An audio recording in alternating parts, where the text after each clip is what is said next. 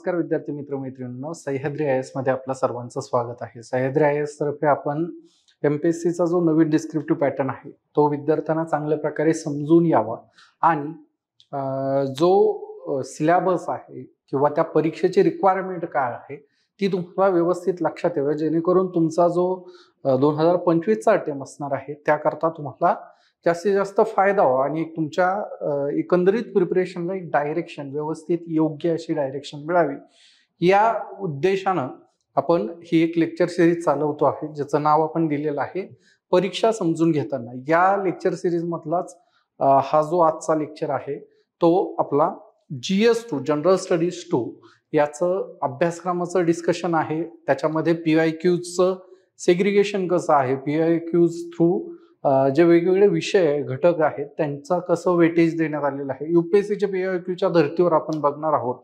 कारण की एक बेसिक आयडिया आपल्या डोक्यामध्ये आहे की जी UPSCला ज्या प्रकारे प्रश्न विचारले जातात त्याच प्रकारचे प्रश्न हे MPSCलाही विचारल्या जाऊ शकतात किंवा ते वेटेज जे असेल तर त्या स्वरूपाचं वेटेज आपण त्याची अपेक्षा करतो। त्याच्यानंतर एकंदरीत GS2चा अभ्यास करताना तुमची काय स्ट्रॅटेजी असायला हवी, त्यामध्ये मग तुम्ही करंटला किती महत्त्व द्यायचं आहे, PYQs मधनं काय घ्यायचं आहे, एकंदरीत अभ्यासाचा अप्रोच काय असायला हवा, आणि शेवटच्या टप्प्यामध्ये आपण बघणार आहोत की नेमकं अभ्यास साहित्य काय मार्केटमध्ये उपलब्ध आहे ते तुम्ही वापरू शकता, त्याच्यासोबत तुम्हाला काही एक्स्ट्राचं वाचायची गरज आहे का ते देखील आपण या ठिकाणी बघणार आहोत। सर्वात सुरुवातीला आपण काय करूयात तर एकंदरीत ह्या सिलेबसला व्यवस्थित समजून घेऊया। कारण की जोपर्यंत तुम्हाला परीक्षेला सामोरे जाण्याच्या अगोदर तुम्हाला जोपर्यंत तो सिलेबस समजत नाही, तो अभ्यासक्रम समजत नाही,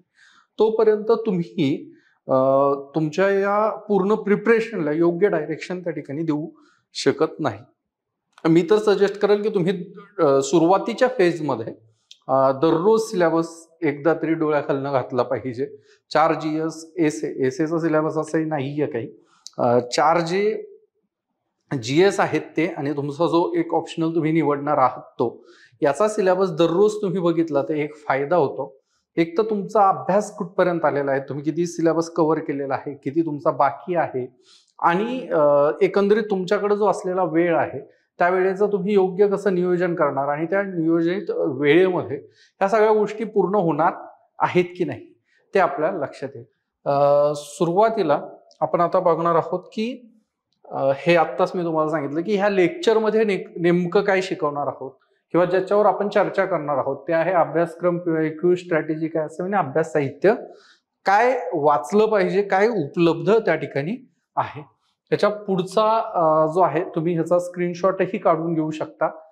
तसंही आपलं जे चॅनल आहे UPSC इन मराठी त्याच्यावरती आपण ते टाकलेलं आहे, सोशल मीडियावर तुम्हाला आतापर्यंत ते मिळालंही असेल, तुम्ही ते बघून घेऊ शकता किंवा ह्याचा स्क्रीनशॉटही तुम्ही काढून घेऊ शकता। एक मिनिट, ह्याचा तुम्ही पॉज करून स्क्रीनशॉट काढून घेऊ शकता। सो बेसिकली याच्यामध्ये आपण काय सांगितलेलं आहे तर जो आपला सिलेबस आहे आपण 4 पार्टमध्ये GS2चा डिवाइड केलेला आहे। पहिला पार्ट अर्थात भारतीय संविधानाचा आहे, इंडियन कॉन्स्टिट्यूशनच्या संदर्भामध्ये जे काही सिलेबसमध्ये आहे, आणि जो मेजॉरिटी पोर्शन तुमच्या एकंदरीत GS2चा आहे त्याला एक सेग्रिगेट केलेला आहे। शासन व्यवहार, गव्हर्नन्स जो आहे तुमचा, गव्हर्नन्सला प्रॉपर मराठीमध्ये शब्द जो आहे शासकीय परिभाषेमध्ये शासन व्यवहार गव्हर्नन्सला त्या ठिकाणी म्हणतात। त्याच्यानंतर सामाजिक न्याय जे सोशल जस्टिस आहे तो, आणि शेवटचा जो टप्पा आहे तो आंतरराष्ट्रीय संबंधाचा आहे। इंटरनॅशनल रिलेशनच्या संदर्भामध्ये देखील तुम्हाला एक 50 मार्काचे प्रश्न UPSCला आपण बघितलेले आहे आजपर्यंत, आणि MPSCलाही तोच पॅटर्न फॉलो होण्याची शक्यता आहे। सो सगळ्यात पहिले आपण बघूयात की सामान्य अध्ययनाच्या भारतीय संविधानामध्ये जर तुम्ही ब्रॉडर पर्स्पेक्टिव्ह मध्ये जर त्याचं तुम्हाला वितरण बघायचं असेल तर संविधान निर्मितीची ऐतिहासिक पार्श्वभूमी काय आहे, संविधान बनवताना नेमक्या कोणत्या गोष्टी बघितल्या गेलेल्या आहेत, त्याचे संविधानाच्या इव्हॉल्युशनचे टप्पे काय आहे, मग त्याच्यामध्ये ब्रिटिश सरकारच्या काळामध्ये जे काही कायदे होते त्या कायद्यांचा कसा इन्फ्लुएन्स आहे, 1935च्या कायद्याचा कसा इन्फ्लुएन्स आहे, 1909चा जो कायदा आहे, 1919चा जो कायदा आहे सायमन कमिशनचा जो रिपोर्ट आहे, या सगळ्यांचा काय इन्फ्लुएन्स भारतीय संविधानावर आपल्याला दिसतो त्यावर तुम्हाला अभ्यास करायचा आहे. त्याच्यानंतर त्याची मूलभूत संरचना काय आहे, नंतर केशवानंद भारती जजमेंटच्या मध्ये जी मूलभूत संरचना सिद्धांतीच्या बाबतीत सर्वोच्च न्यायालय चर्चा आपल्याला करताना दिसत आहे. त्या बेसिक स्ट्रक्चर नेमकं काय आहे, त्याच्यात मूलभूत घटक काय येतात, आणि बेसिक स्ट्रक्चर डॉक्ट्रिनवर आजपर्यंत प्रश्न UPSCने विचारलेले आहे आणि त्याचं एक सेपरेट मेन्शन त्या पूर्ण सिलेबसमध्ये आहे. त्यामुळे तो एक महत्वाचा घटक तुमच्याकरता आहे. त्याच्यानंतर केंद्र राज्य संबंध आहे, त्याचं व्यवस्थापन काय आहे. अर्थात हे सगळं शॉर्ट आहे, याचा डिटेलही सिलेबस बघणार आहोत, पण एक ब्रीफ आयडिया तुमच्या डोक्यामध्ये नेहमी असावी त्याकरिता आपण एक सिम्प्लिफाईड वे ना हा सिलेबस आपण त्या ठिकाणी सांगितलेला आहे. त्याच्यानंतर कायदेमंडळ, कार्यपालिका, न्यायपालिका, स्थानिक स्वराज्य संस्था याचंही स्ट्रक्चर काय असेल, त्याच्याकरताचे नियम काय आहेत, संविधानिक ज्या घटना दुरुस्त्या आहेत त्या कोणत्या आहेत, 74, 73 काय आहे, याची ही आयडिया तुम्हाला भारतीय संविधानाच्या पर्स्पेक्टिव्ह मध्ये बघायची आहे. त्याच्यानंतर वेगवेगळे जे आयोग आहेत, संविधानात्मक संस्था आहेत, वेगवेगळे मंडळे आहेत, त्यांचं लोकप्रतिनिधी ऍक्ट जो आहे 1955चा त्याचं आणि बाकीच्या सगळ्या एकंदरीत गोष्टींचं तुम्हाला इथं माहिती घेणं गरजेचं आहे. त्याच्यानंतर शासन व्यवहारामध्ये अर्थातच पॉलिसी मेकिंग काय आहे, त्याच्यानंतर सेल्फ हेल्प ग्रुप्सचा काय संबंध येतो, नॉन गव्हर्नमेंट ऑर्गनायझेशन NGOचा काय संबंध आहे, त्याच्यानंतर प्रशासनामध्ये पारदर्शकता, उत्तरदायित्व, जबाबदारी या सगळ्या गोष्टी आणण्याकरिता नेमक्या कोणत्या गोष्टी केलेल्या आहेत, त्या अनुषंगानं जो सेकंड ERC आहे त्याचा काय फरक पडतो, त्याच्यातल्या तरतुदी काय आहे, गव्हर्नन्सच्या संदर्भामधले सर्वोत्तम मॉडेल काय आहे, या सगळ्याचा अंतर्भाव तुमच्या शासन व्यवहाराच्या या घटकामध्ये होतो. त्याच्यामध्ये सगळ्यात महत्वाचं जे आहे, जे UPSCची आणि MPSCची तयारी करतायत त्यांच्या दृष्टीने महत्वाचं आहे की नागरी सेवांची म्हणजे सिव्हिल सर्व्हिसेस ज्या आहेत, ज्याकरता तुम्ही आम्ही सर्व प्रयत्न करतोय, अभ्यास केलेला आपण आहे किंवा तुम्ही आता त्याचा अभ्यास करत आहात, त्या नागरी सेवांचा लोकशाहीतील नेमका काय सहभाग आहे, लोकशाहीमध्ये नागरी सेवा का आणि कोणत्या अँगलनं महत्वाचे आहे ते आपल्याला या ठिकाणी बघायचं आहे. त्याच्यानंतर सामाजिक न्यायाच्या संदर्भामध्ये वंचित समूहाच्या कल्याणासाठी ज्या काही कल्याणकारी योजना राज्य करत आहे त्या योजनांबद्दलची माहिती, त्या करण्याकरिताच्या त्याच्या आजूबाजूला असलेल्या अडचणी, त्या योजना अंमलात आणताना होणाऱ्या समस्या याचाही विचार तुम्हाला सामाजिक न्यायाच्या अंगाने करणं आवश्यक आहे. त्याचसोबत आरोग्य असेल, शिक्षण असेल, मानव संसाधन, हे थोडंसं छोटं दिसत कारण हा एक फ्लो चार्ट होता, आपण ह्याला आणखीन डिटेल बघणार आहोत. त्याच्यानंतर आंतरराष्ट्रीय संबंधामध्ये देखील भारत शेजारी, त्याच्यानंतर वेगवेगळ्या संस्था वगैरे, एकंदरीत बृहद आयडिया तुम्हाला इथं आलेली असावी की नेमकं GS2 मध्ये काय आहे. आता GS2 मधलं जर तुम्ही स्पेसिफिक वर्डिंग तुम्हाला वाचायची असेल तर त्या अनुषंगानं आपण ह्या सगळ्या घटकाकडे बघणार आहोत. आता ह्याच्यामध्ये संविधानाच्या अंगाने जी सुरुवातीलाच ज्या गोष्टी दिलेल्या आहे सिलेबसमध्ये त्या खूप महत्वाच्या आहेत. त्या म्हणजे सगळ्यात पहिला मुद्दा तुम्हाला बोर्डवर दिसत असेल तो म्हणजे भारतीय संविधान ऐतिहासिक पार्श्वभूमी, उत्क्रांती, वैशिष्ट्य, सुधारणा, महत्वपूर्ण तरतुदी आणि मूलभूत संरचना. ऐतिहासिक पार्श्वभूमीवर मी आत्ताच बोललेलो आहे की नेमकं कोणकोणते ब्रिटिश कार्यकालामध्ये इंडियन नॅशनल काँग्रेसना कोणत्या प्रकारच्या सुधारणा करता वेगवेगळ्या प्रकारच्या मागण्या मांडल्या, आंदोलनं केले, त्यातनं आलेल्या सुधारणा ज्या आहेत, त्यातनं आलेले टप्प्याटप्प्यावर आलेले कायदे, दर 20 वर्षाला येणारे रेग्युलिंग ऍक्ट असतील किंवा चार्टर्ड ऍक्ट असतील, त्याच्यानंतर मॉन्टेग्यू चेम्सफोर्डच्या सुधारणा असतील, मॉर्लो मिंटोच्या सुधारणा असतील, सायमन कमिशनचा रिपोर्ट असेल किंवा 1935चं जे कायदा आहे इंडियन गव्हर्नमेंट ऍक्ट, जो आउटपुट आहे गोलमेज परिषदाचं, 3 गोलमेज परिषदांचं जे आउटपुट आहे त्या 1935च्या कायद्याचा काय आपल्यावर इन्फ्लुएन्स आहे. त्याच्यानंतर जी उत्क्रांती होत गेलेली आहे भारतीय संविधानामध्ये, भारतीय संविधानिक मूल्यव्यवस्थेत झालेली जी उत्क्रांती आहे.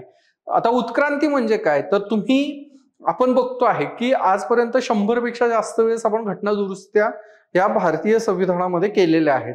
ही एक प्रकारची उत्क्रांती आहे, तिला एक इन्स्टिट्यूशनलाइज रूप दिलेलं आहे, संस्थात्मक रूप दिलेलं आहे की ज्या माध्यमातनं कोणते कोणते बदल अपेक्षित आहे, त्याची कालसुसंगतता काय आहे आणि त्या कालसुसंगततेच्या अनुषंगानं हे बदल करणं का गरजेचं आहे, त्या अनुषंगानं आपण एक उत्क्रांत होत चाललेल्या व्यवस्थेचे आपण पार्ट अँड पार्सल आहोत आणि याचाही अभ्यास तुम्हाला तुमच्याकडनं अपेक्षित आहे आयोगाला. त्याच्यानंतर भारतीय संविधानाचे नेमके वैशिष्ट्य काय आहे, वैशिष्ट्यामध्ये तुम्ही बघू शकता की भारतीय संविधानाची जी प्रस्तावना प्रियांबल आहे, प्रियांबलमध्ये भारतीय संविधानाचे जे कॅरेक्टरायझेशन आहे त्याच्या संदर्भातलं जे कॅरेक्टरिस्टिक्स तिथं आपल्याला दिसून येतात की ज्यामध्ये तुम्ही व्यवस्थित जर बघितलं तर सेक्युलरिझम आहे, सोशलिझम आहे, त्याच्यानंतर तुम्ही सोशलिस्ट आहात का, लोकशाही आहे, गणराज्य रिपब्लिकन संस्था आपल्याकडे आहे.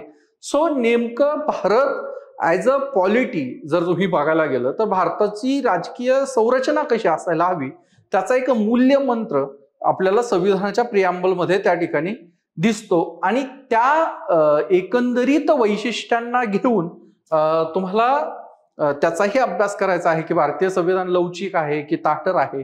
आता हे कशाच्या परिभाषेत बघायचं आहे तर हे संविधानाला अमेंडमेंट करण्याची जी प्रोसेस आहे त्याच्या अंगाने तुम्हाला त्याला बघायचं आहे. त्याच्यानंतर वेगवेगळ्या सुधारणा काय करण्यात आलेल्या आहेत, महत्वपूर्ण तरतुदी काय आहे म्हणजे तुमच्या 12 शेड्यूल्स काय आहेत, त्याच्यानंतर जे सेंट्रल स्टेटचे पॉवर आहे ते डिस्ट्रीब्युशन जे केलेले आहे 7व्या परिशिष्टामध्ये, 8व्या परिशिष्टामध्ये म्हणजे 8व्या शेड्यूलमध्ये ज्या लँग्वेजेस आहेत, ऑफिशियल लँग्वेजेस आपण ज्यांना म्हणतो त्या लँग्वेजेस काय आहे, त्यांचं महत्व काय आहे, त्याच्यानंतर तुमच्या अगोदरच्या काही ज्या शेड्यूल्स आहेत त्यांचं काय म्हणणं आहे, या सगळ्या गोष्टींचा तुम्हाला अभ्यास त्या ठिकाणी करणं गरजेचं आहे. आणि ह्या महत्वपूर्ण तरतुदी आहे.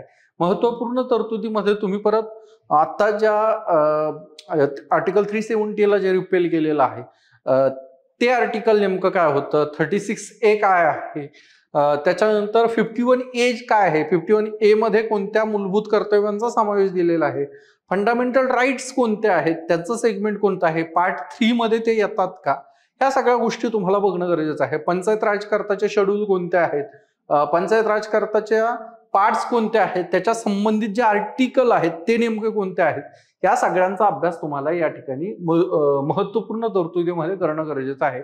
मूलभूत संरचना म्हणजे काय की भारतीय संविधान नेमक्या कोणत्या मूलतत्वांवर आधारित आहे, कोणत्या प्रकारची फिलॉसॉफी ह्या भारतीय संविधानाचा आधार आहे, या सगळ्या गोष्टींचा अभ्यास तुमच्याकडनं मूलभूत संरचना या सेगमेंटच्या अंतर्गत करणं अपेक्षित आहे. त्याच्यानंतर संघ आणि राज्य यांचे कार्य व जबाबदाऱ्या, संघ आणि राज्य याच्या जबाबदाऱ्या काय आहेत, त्याच्यानंतर त्याचे कार्य काय आहेत, संघराज्य रचनेशी संबंधित प्रश्न काय आहेत, त्याचे आव्हानं काय आहेत, म्हणजे तुमचं जे फेडरलिझमच्या समोरच्या ज्या नेमक्या प्रश्न काय आहेत, त्याची इंटिग्रिटीचा जो प्रश्न आहे, फेडरलिझम मध्ये स्टेटचा जो रोल आहे तो कमी होत चाललेला आहे का, किंवा मग काही स्टेट जे आहेत ते फेडरल स्ट्रक्चरच्या बाहेर जाऊन काही मागणी करत आहेत का, किंवा स्पेशल स्टेटचा जो डिमांड असते की स्पेशल विशेष राज्याचा दर्जा द्या, म्हणजे आंध्र प्रदेश असेल, बिहार असेल, या राज्यांमधनं स्पेशल स्टेटची मागणी येते. आता हे देखील एक फेडरलिझमच्या दृष्टीनं आव्हानच आहे की फेडरलिझमचा पार्ट अँड पार्सल असलेल्या सर्वच राज्यांना तुम्हाला इक्वल ट्रीटमेंट द्यायची आहे का, आणि जर विशेष राज्याचा दर्जा मागितला जातो आहे तर त्याला नेमका तुम्ही आधार काय देतात, आणि तोच आधार जो आहे तो पुढेही इतर राज्यांकडनं पकडला जाणार आहे की नाही याचाही विचार करणं गरजेचं आहे. त्याच्यानंतर स्थानिक पातळीवरचे जे अधिकार आहेत आणि वित्त व्यवस्था याचे प्रदान आणि त्यातील आव्हाने, म्हणजे फायनान्सचं जे रिडिस्ट्रीब्युशन आहे,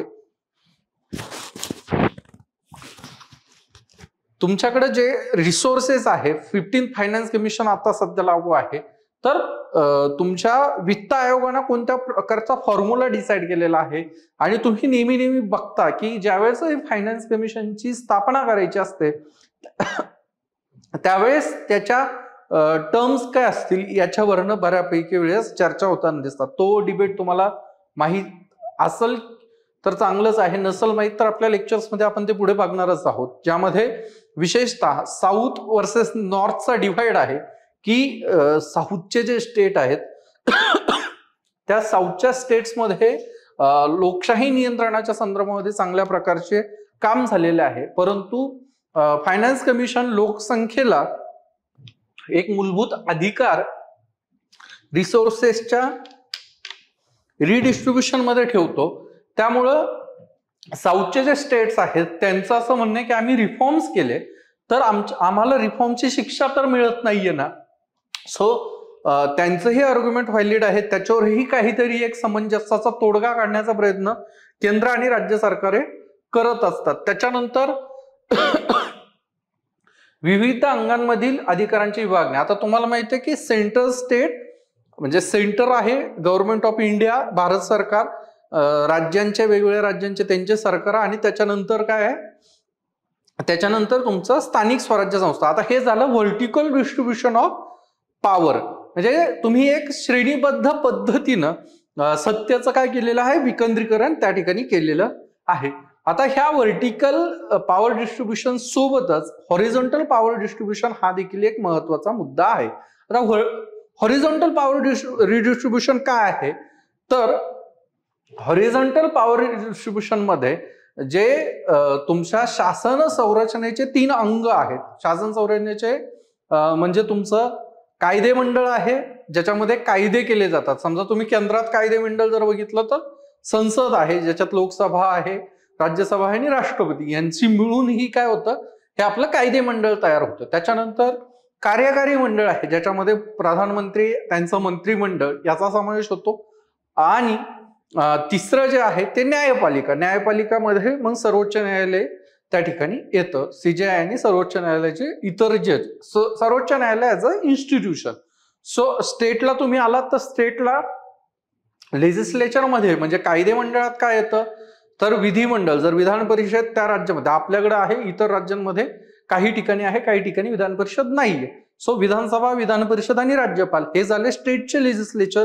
स्टेटचं जे कार्यपालिका एक्झिक्युटिव्ह आहे त्याच्यामध्ये मुख्यमंत्री आणि त्यांचं मंत्रिमंडळ, प्लस जी परमनंट एक्झिक्युटिव्ह आहे ज्याला आपण ऍडमिनिस्ट्रेशन म्हणतो, म्हणजे तुमचे जे चीफ सेक्रेटरी आहे तिथून तर तुमच्या तलाठीपर्यंत, ह्या सगळे काय आहे, म्हणजे मी महसूलचं प्रॉमिनंटली उदाहरण घेतो कारण की त्याची एक संरचना आपल्याला बऱ्यापैकी आयडिया असणार आहे. तर सो हे काय आहे, तर ही परमनंट एक्झिक्युटिव्ह आहे. म्हणजे ही काय 5 वर्षांनी चेंज होत नाहीत. एकदा याच्यामध्ये तुम्ही एंट्री केली की एक ठराविक एजच्या नंतर तुमचं रिटायरमेंट आहे.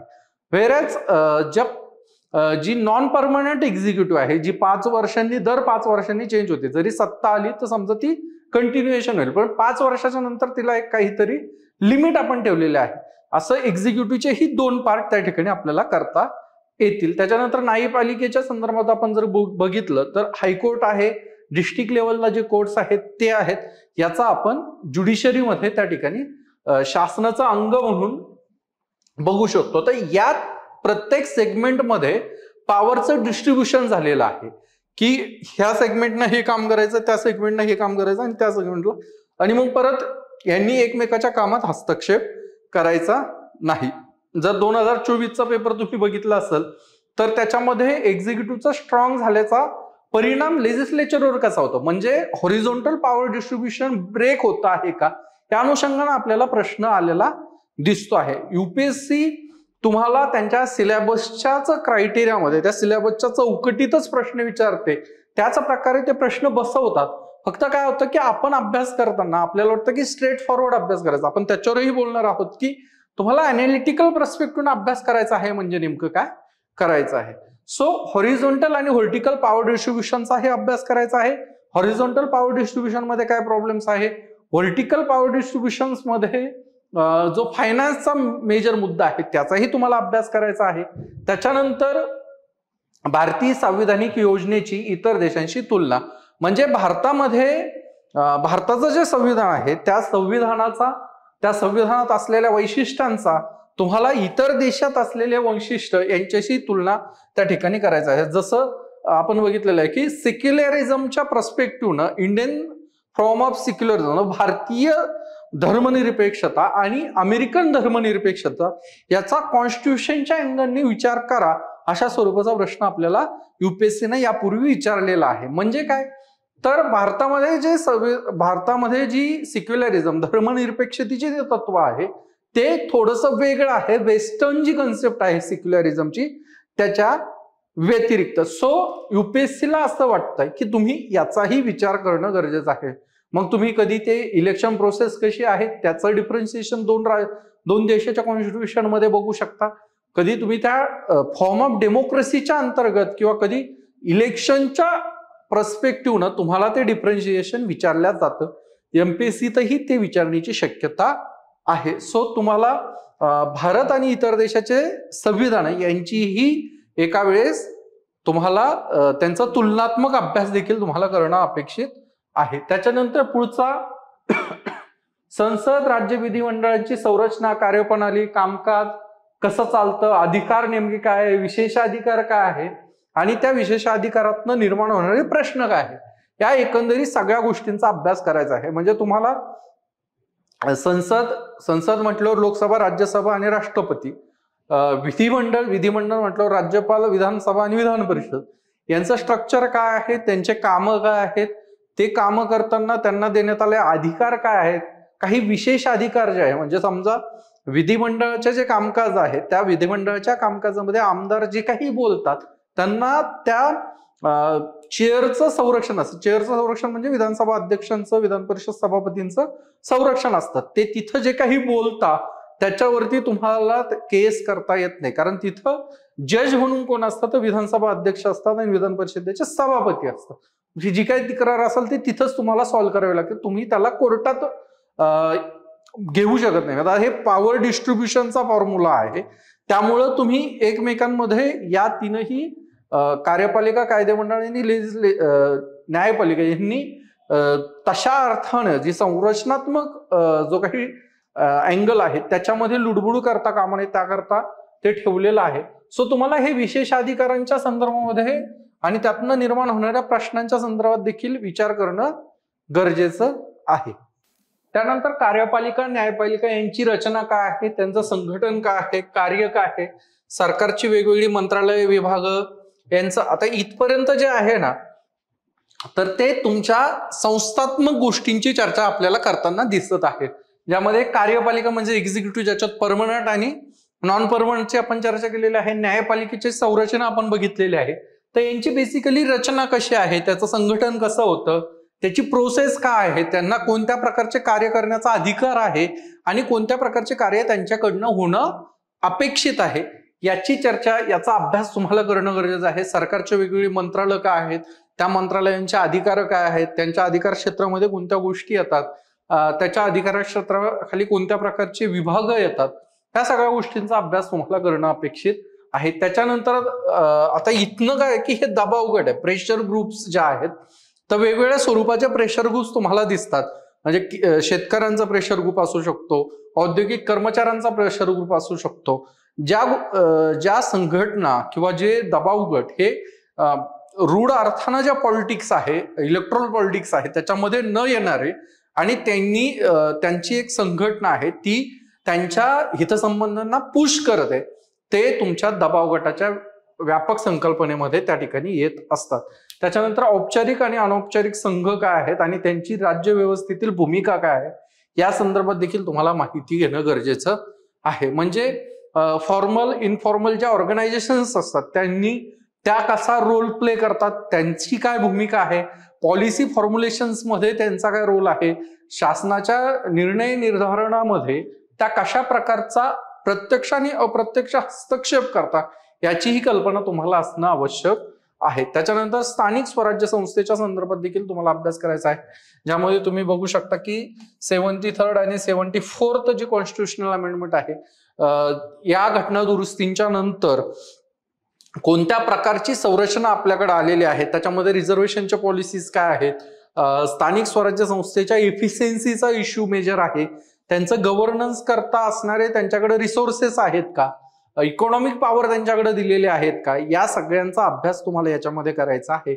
आणि युपीएससी ही प्रश्न विचारताना त्याच अँगलना विचारते. युपीएससी कधी गव्हर्नन्सचा अँगल आणून स्थानिक स्वराज्य संस्थेवरती प्रश्न त्यावेळेस विचारलं तर तुम्हाला त्याच्यामध्ये बॅलन्स आन्सर तुमच्याकडनं अपेक्षित आहे. त्याच्यानंतर संविधानातला हा शेवटचा घटक आहे ज्याच्यामध्ये लोकप्रतिनिधित्व अधिनियमाच्या ठळक वैशिष्ट्यांच्या संदर्भामध्ये तुम्हाला चर्चा करणं, तुमच्याकडे माहिती असणं अपेक्षित आहे, ज्यामध्ये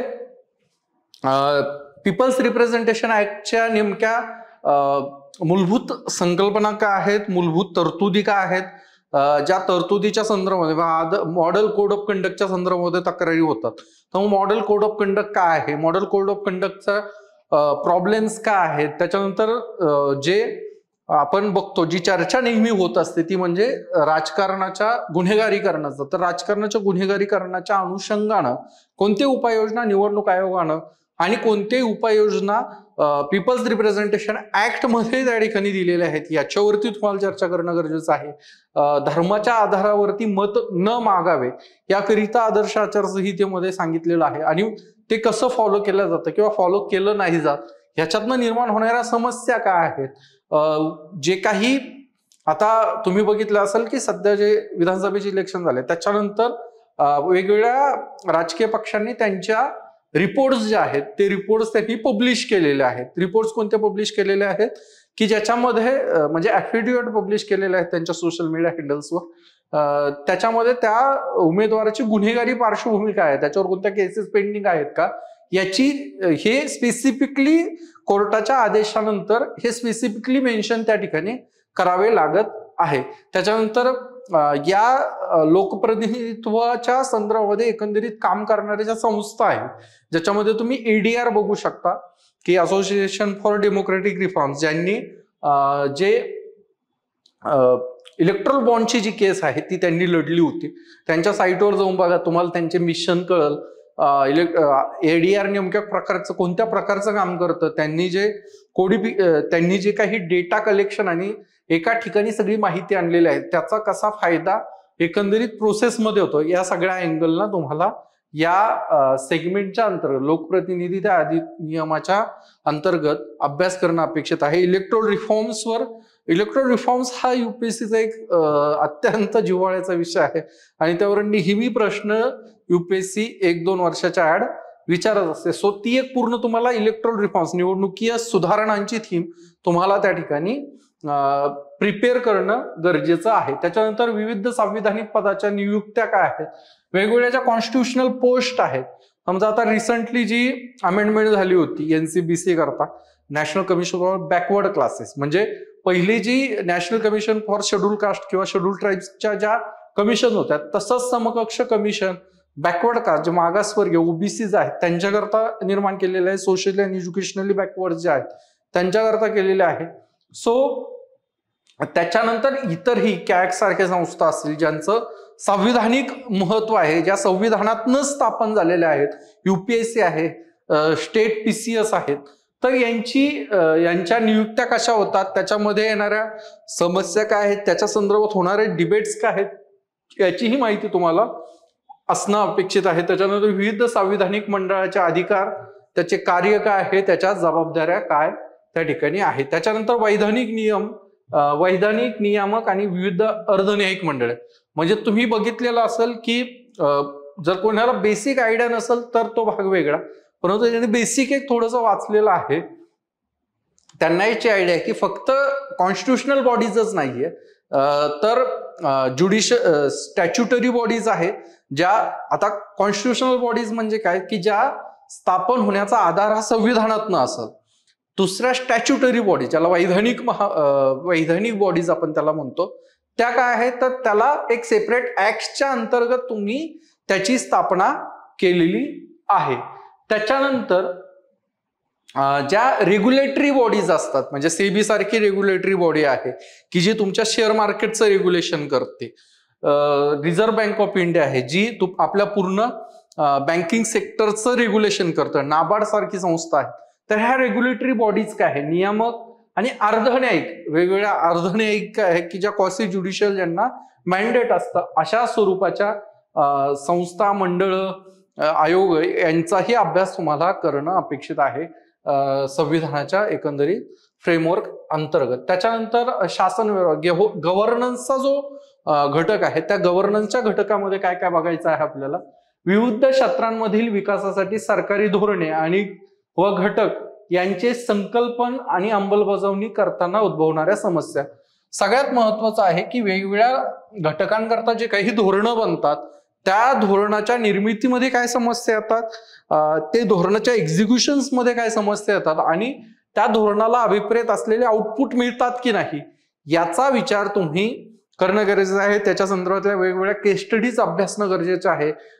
ज्या समजा क्रीडा धोरण असेल, खेलो इंडिया सारखे धोरणं आहेत किंवा युथच्या संदर्भातले धोरण आहेत, महिला सशक्तीकरणाच्या संदर्भातलं धोरण आहे, तर याचा नेमका काय परिणाम होतो. सेमीकंडक्टर आहे, हायड्रोजन रिलेटेड काही आता ज्या पॉलिसीज आलेल्या आहेत, या सगळ्या पॉलिसीजच्या निर्मितीमध्ये काय प्रॉब्लेम येतात, त्या निर्मितीमध्ये काही फ्लॉज आहेत का, त्याच्यासोबत त्याचा एक्झिक्युशनचे काय प्रॉब्लेम्स आहेत आणि त्याच्यातनं डिझायर्ड जे आउटकम आहे ते मिळतं आहे की नाही याचाही विचार, याचा अभ्यास तुम्हाला शासन व्यवहार गव्हर्नन्सच्या अंतर्गत करायचा आहे. त्याच्या म्हणजे तुम्हाला गव्हर्नमेंटने एखादी पॉलिसी आणली तर ती पॉलिसी जी ड्राफ्ट झालेली आहे ती पॉलिसी काय आहे, त्याचे पॉझिटिव्ह काय आहे, निगेटिव्ह काय आहे, त्याचं एक्झिक्युशन होतं आहे का. एक्झिक्युशन म्हणजे समजा न्यू एज्युकेशन पॉलिसी आलेली आहे, नवं शैक्षणिक धोरण आलेलं आहे.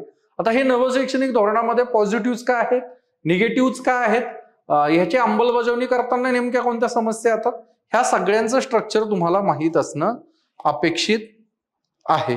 त्याच्यानंतर पुढचा जो मुद्दा आहे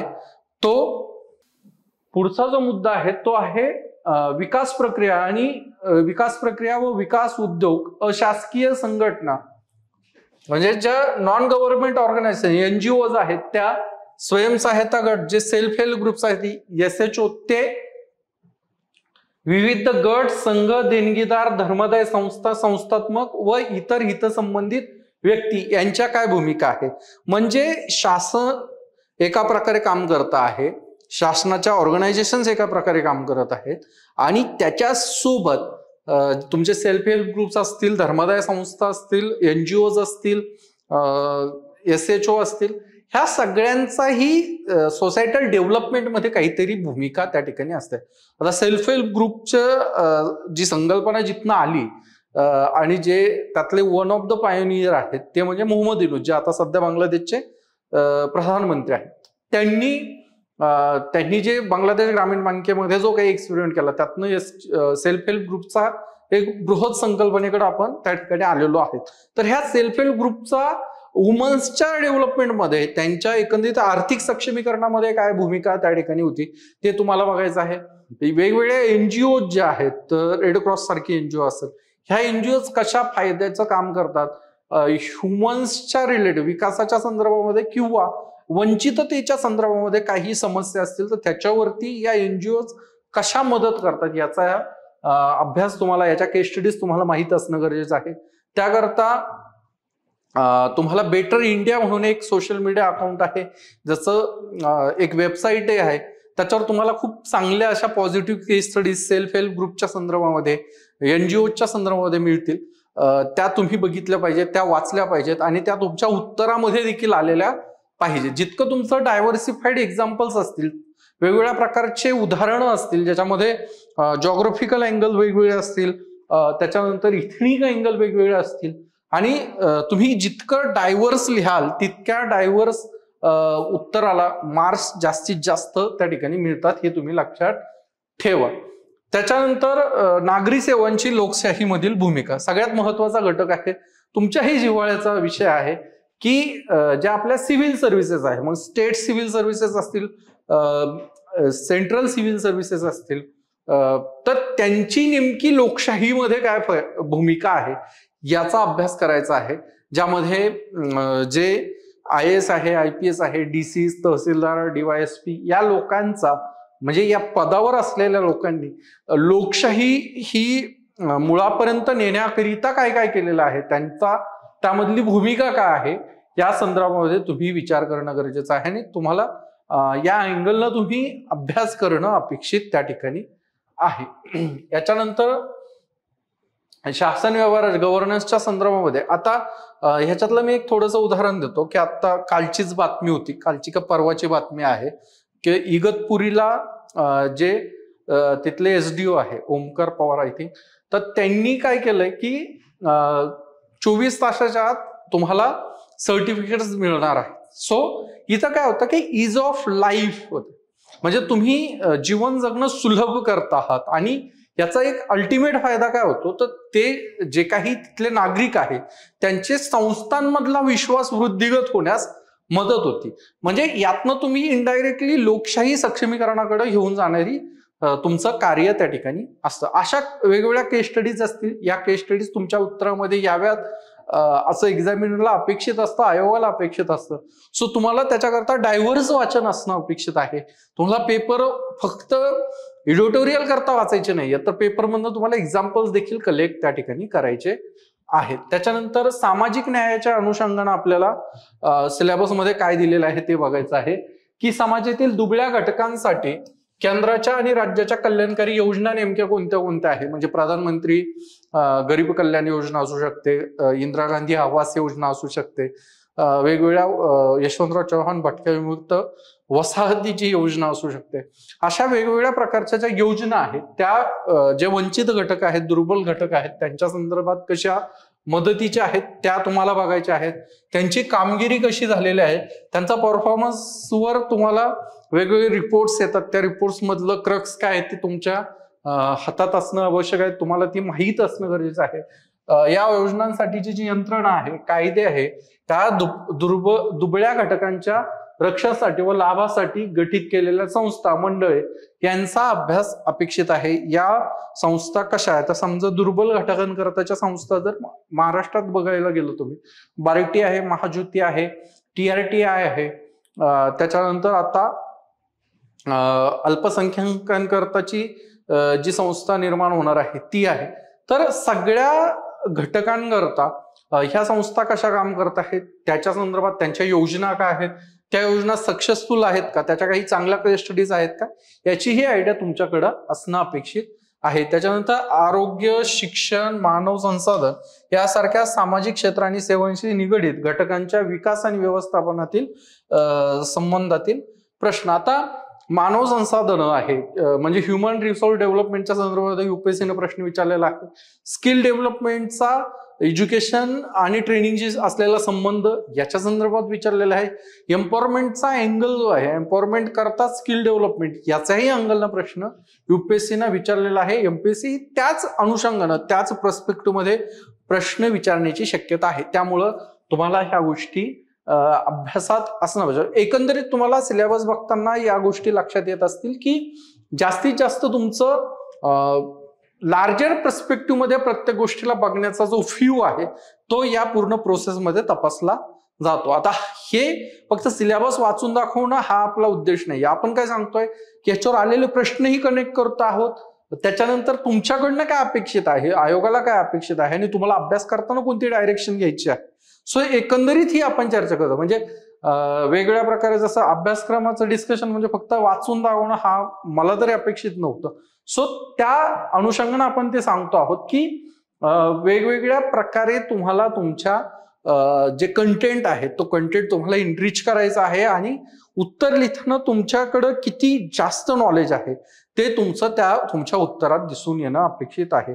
त्याच्यानंतर दारिद्र्य व उपासमार यांच्याशी संबंधित जे प्रश्न आहेत, दारिद्र्य मूल्यांकन आपण कसं करतो त्याच्या संदर्भात असलेलं डिबेट, दारिद्र्य मोजण्याच्या ज्या वेगवेगळ्या टेक्निक्स आहेत त्याच्या संदर्भामध्ये तुम्हाला असलेले डिबेट्स माहित असणं गरजेचं आहे. वेगवेगळ्या समित्यांनी जी आकडेवारी दिलेली आहे तर त्या समित्यांच्या आकडेवाऱ्या कशा होत्या, त्या मापन करण्याची पद्धत काय होती, ह्या सगळ्या गोष्टी तुम्हाला माहित असणं गरजेचं आहे. त्याच्यानंतर पॉवर्टीच्या सोबत म्हणजे दारिद्र्याच्या सोबत हंगर इंडेक्स जे आहेत त्यामध्ये भारताची काय पोझिशन आहे, हंगर इंडेक्स मध्ये नेमक्या कोणत्या सेक्टरमध्ये आपलं काम कमी पडतं आहे, त्याच्यानंतर हंगर जे आहे, उपासमार जे आहे त्यातनं काही लोकांच्या आजही बळी जात आहेत, ते थांबण्याकरता शासन काय उपाययोजना करत आहे, त्यामध्ये NGOची काय मदत आहे, सेल्फ हेल्प ग्रुपची आपण कशी मदत घेऊ शकतो, या सगळ्या गोष्टी तुम्हाला या पर्स्पेक्टिव्ह मध्ये या सेगमेंटचा अभ्यास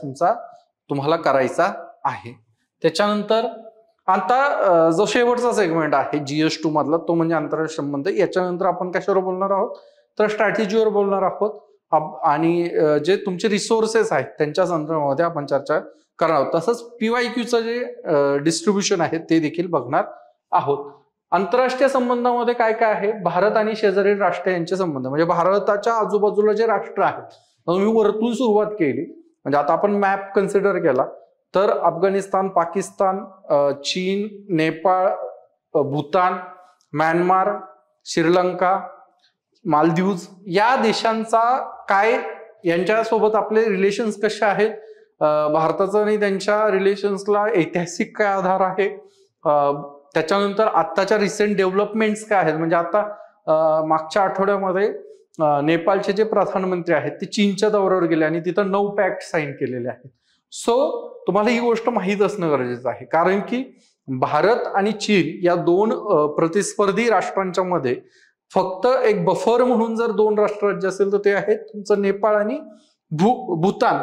तर नेपाळ जर टिल्ट होत आहे, नेपाळचा जो कल आहे तो जर चीनकडे जात असेल तर ते भारताकरता कन्सर्निंग फॅक्ट त्या ठिकाणी ठरू शकते. सो ह्या गोष्टींचा विचार आपल्याला करणं अपेक्षित आहे. त्याच्यानंतर द्विपक्षीय, प्रादेशिक, जागतिक गट आणि भारताचा समावेश असणारे किंवा भारताच्या हितसंबंधाला बाधा पोहोचणारे करारनामे, म्हणजे जे काही आंतरराष्ट्रीय पातळीवरती जे काही करार बनत आहेत, वेगवेगळ्या संस्था आहेत, वेगवेगळे मंच आहेत, समजा वर्ल्ड इकॉनॉमिक फोरम सारखा मंच आहे, ब्रिक्स सारख्या संस्था आहेत, ज्या शांघाय कॉर्पोरेशन ऑर्गनायझेशन सारख्या आहे, एशियन सारखे जे संस्था आहेत, संघटना आहेत, मंच आहेत, किंवा वेगवेगळे जे करार होत आहेत, तर ह्या करारांचा एकंदरीत भारतावर काय संबंध, भारत त्याचा पार्ट असावाच असं नाही.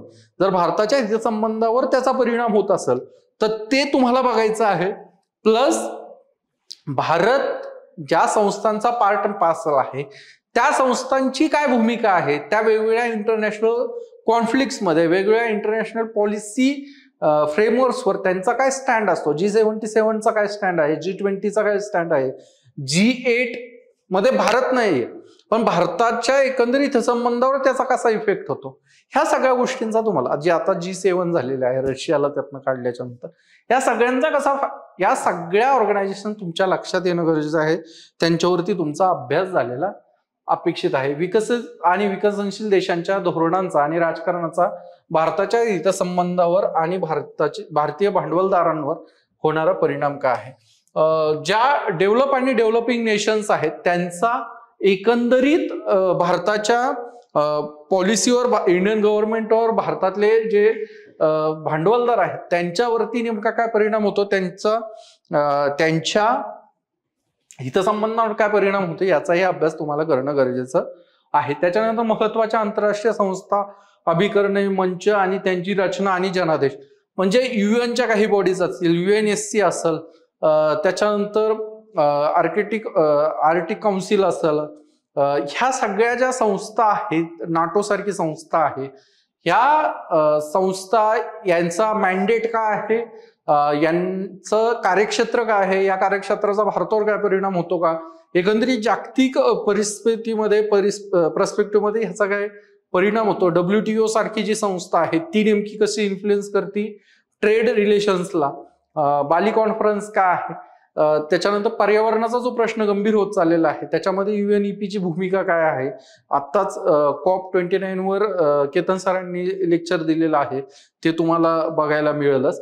त्याच्यामध्ये त्याचा कसा सहभाग, म्हणजे त्याचा कसा इफेक्ट होतो आणि भारताच्या एकंदरीत जे डिसाइडेड गोल्स आहेत त्याच्यावर त्याचा कसा इफेक्ट होतो, ह्या सगळ्या गोष्टींचाही तुम्हाला अभ्यास करणं गरजेचं आहे. आणि अर्थातच हे तुम्ही म्हणाल की सर हे खूप काही तुम्ही असं हे करायचं ते करायचं सांगतायत, हे नेमकं आम्हाला उमजणार कसं आहे, तर याच्याकरता आम्ही आहोतच. मी GS2 पूर्ण शिकवतो सह्याद्री IASला, तर आपण ते तुमच्याकरता सुलभ नक्कीच करणार आहोत, त्यामुळे तुम्ही त्याच्याबद्दल बिंदास राहा. या लेक्चरचा पर्पज हा तुम्हाला घाबरवणं नाही, तर याचा पर्पज तुम्हाला GS2चा आवाका लक्षात घेणं याच्याकरिता गरजेचं आहे.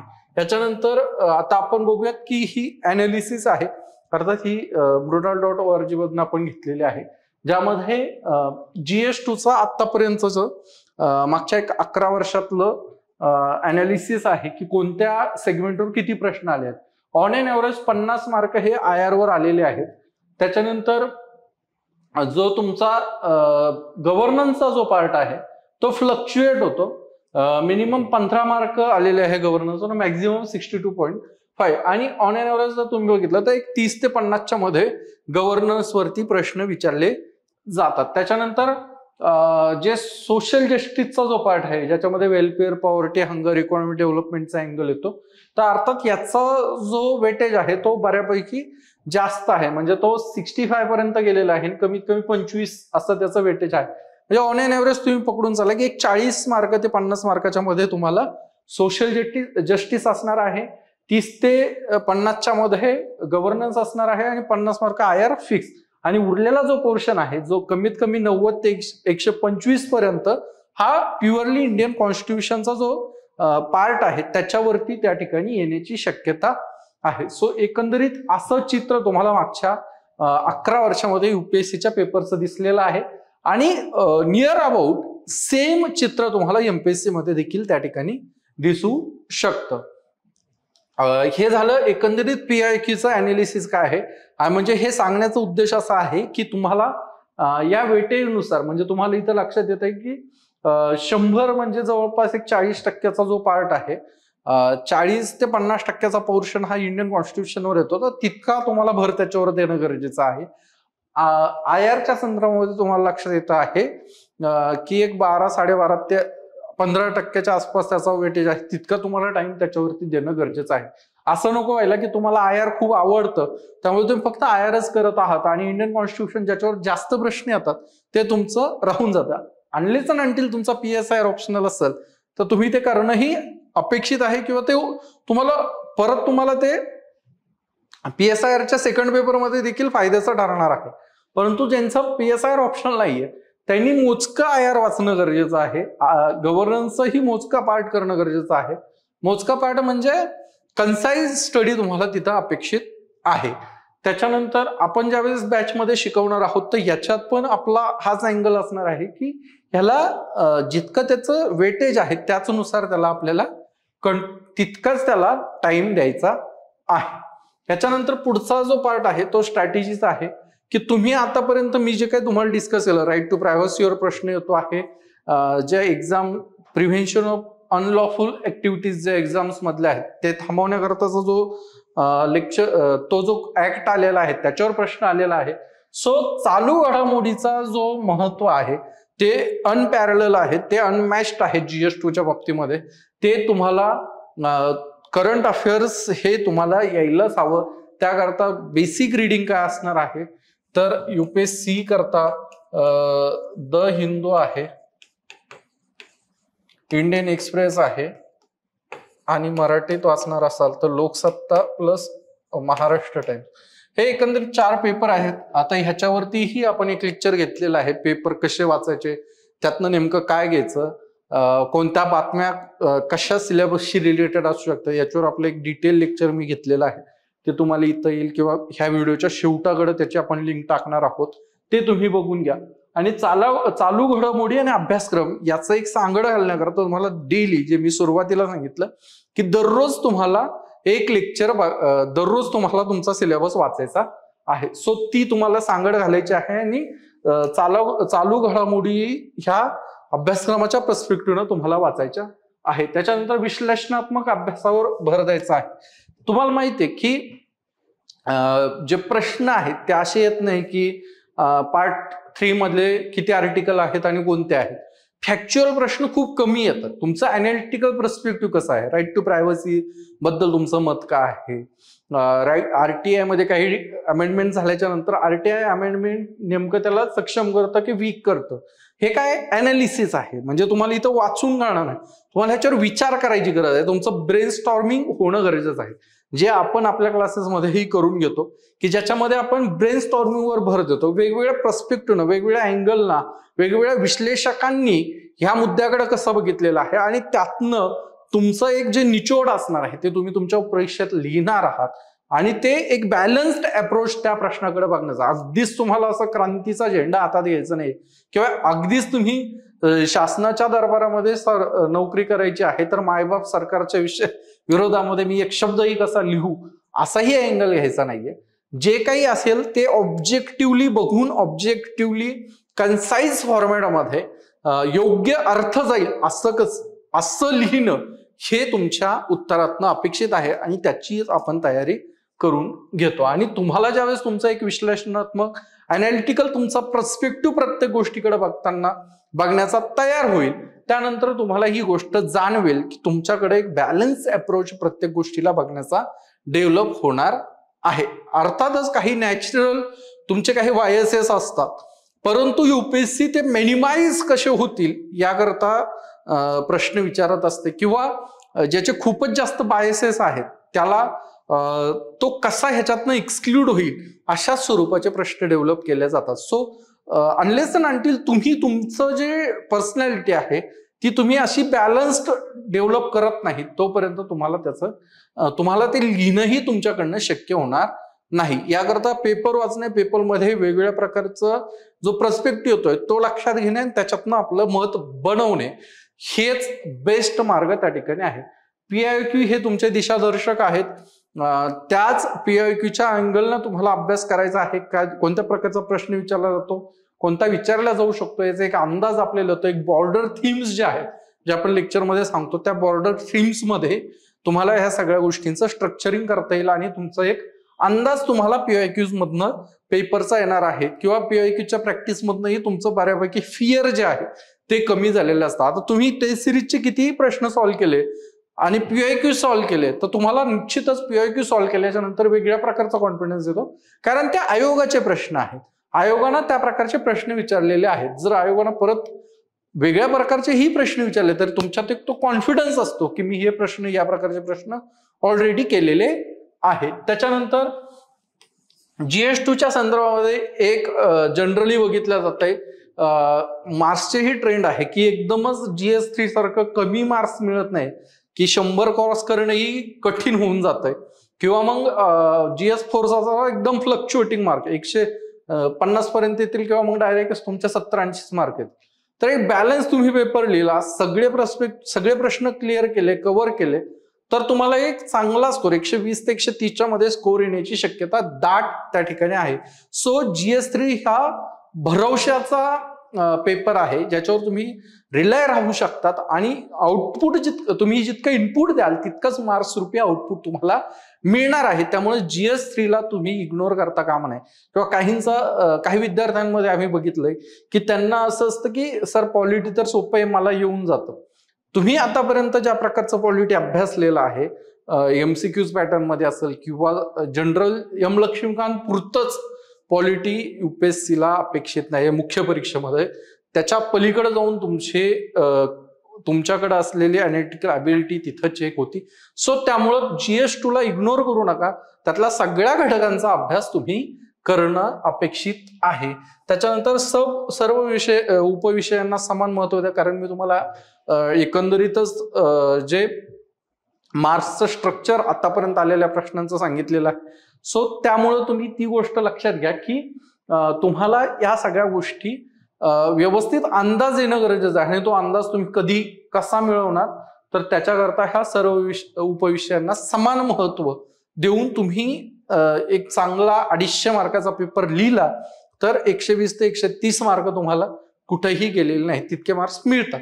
सो त्याकरता GS2 विशेष भर देणं गरजेचं आहे. सगळ्यांचा जिव्हाळ्याचा प्रश्न आहे की सर अभ्यास साहित्य काय वाचायचं आहे, नेमकं काय, कोणते पुस्तक वाचू, कोणत्या नोट्स वाचू. सो त्याच्याकरता मी एक जनरल लिस्ट दिलेली आहे. अर्थातच ही इव्हॉल्व होत जाते.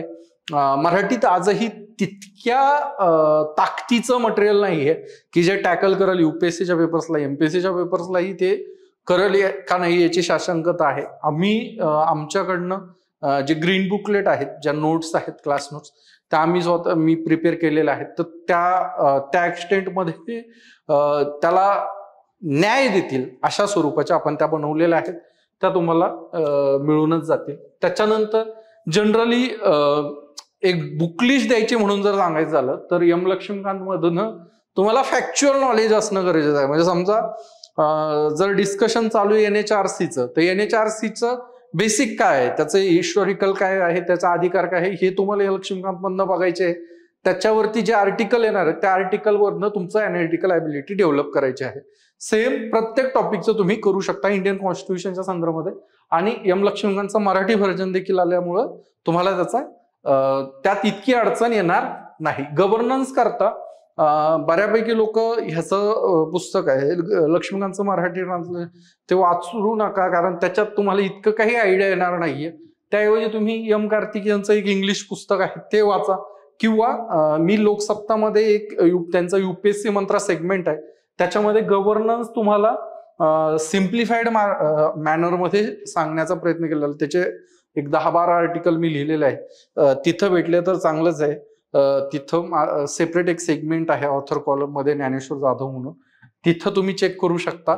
किंवा आपली UPSCinMarathi.com ही वेबसाईट 3 जानेवारीला आपण लॉन्च करतोय, तर त्या वेबसाईटवरही आपण ते आर्टिकल त्या ठिकाणी अरेंज केलेले आहेत, तिथेही तुम्ही ते वाचू शकता. त्याच्यानंतर गव्हर्नन्स अँड सोशल जस्टिस करता मुदित जैनचं UPSC गाईड म्हणून एक पब्लिकेशन आहे, त्याच्यात एक पुस्तक आहे.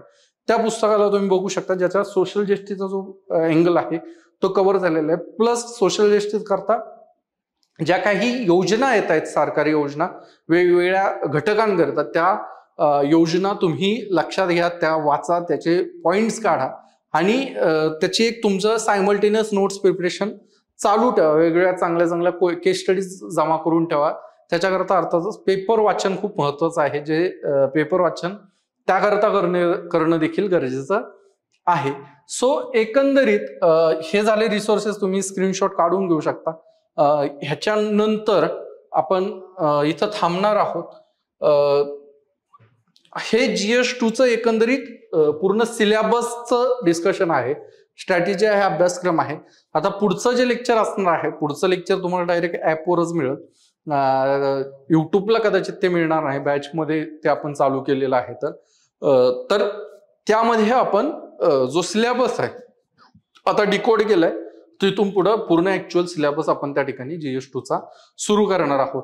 त्यामुळं थांबूया या ठिकाणी. GS2 सगळ्या अँगलना अभ्यास करा आणि सगळ्या घटकांना न्याय द्या. 120 ते 130 मार्क्स, जे खूप चांगला स्कोर आहे UPSC आणि MPSC दोन्ही डिस्क्रिप्टिव्ह पॅटर्न करताचा, तो तुम्हाला मिळण्याची शाश्वती आहे. सो आळस करू नका, सगळ्या गोष्टींचा अभ्यास करा आणि जे काही रिसोर्सेस सांगितलेले आहेत त्या रिसोर्सेसला बघा.